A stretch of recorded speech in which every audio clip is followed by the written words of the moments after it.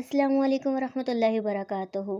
آج ہم قرآن پاک کی نہایت ہی اہم سورت سورہ یونس کا مختصر تعارف جانیں گے۔ اس سورت میں توحید، رسالت، آخرت اور انبیاء کرام کے ایمان افروز واقعات بیان کیے گئے ہیں۔ آئیے جانتے ہیں کہ اس سورت کا نام یونس کیوں رکھا گیا اور اس کا مرکزی پیغام کیا ہے۔ سورہ یونس قرآن مجید کے 10ویں سورت ہے۔ اس میں 109 آیات اور 11 رکوع ہیں۔ یہ ایک مکی سورت ہے، یعنی ہجرت مدینہ سے پہلے نازل ہوئی۔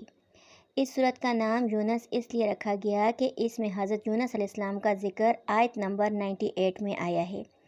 ان کی قوم کے ایمان لانا ایک خاص مثال کے طور پر بیان کیا گیا ہے۔ مرکزی مضامین کو دیکھا جائے تو توحید، اللہ تعالیٰ کی وحدانیت کا بیان ہے، رسالت اور انبیاء کرام کی دعوت کا ذکر ہے، قیامت اور آخرت کی دلائل، نیک اور بد لوگوں کے انجام کا تذکرہ، حضرت نوح علیہ السلام، حضرت موسیٰ علیہ السلام اور حضرت یونس علیہ السلام کے واقعات، قرآن کریم کی حفاظت اور اللہ تعالیٰ کی قدرت کی نشانیوں کے بارے میں تذکرہ کیا گیا ہے۔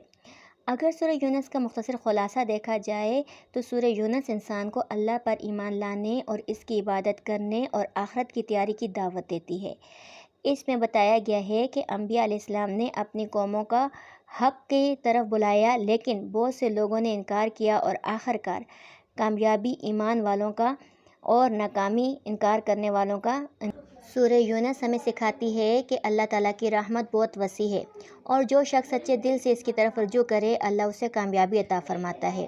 جزاکم اللہ۔ اگلی ویڈیو میں ہم سورہ یونس کا شان نزول بیان کریں گے۔ وآخر دعوانا والحمد للہ رب العالمین۔ السلام علیکم ورحمۃ اللہ وبرکاتہ۔